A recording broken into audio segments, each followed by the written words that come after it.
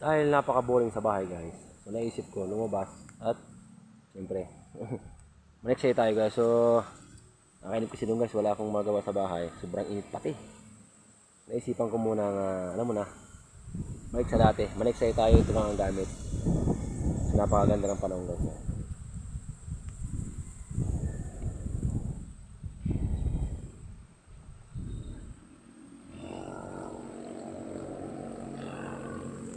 So hanap ako ng isda guys. So wala pa tayong magatang isda. So natatakot dahil ito lang ang gamit ko guys. Ito lang manghuli ako. Ito lang ang gamit ko. So mamaya papakitaan ko kayo kung paano ko ulihin yung sa pamamagitan nito. So dahil napakainit, nabuboring ako doon. Kaya tumambay muna ako dito sa labas. Siyempre, kaso natatakot tatay isda sa akin. Ayaw lumabas. Yan po parang awa nyo na. Ayan. Charot.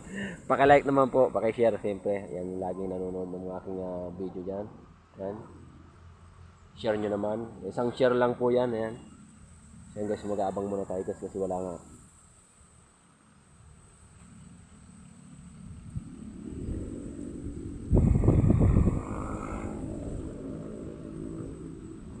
O diba? Pag nainip ko guys, pwede ka tumalon. Pwede ka maligo dyan guys. Ano? Ganda dito maligo. Ayan. Dahil napakainit ang panahon. Kaya dito tayo ngayon muna sa ilog. Ngayon ako isa. So yan guys. Ang lang kayo guys. Sana swerte na ako. Makauli tayo. Pang ihaw mamaya. Yan lang kayo.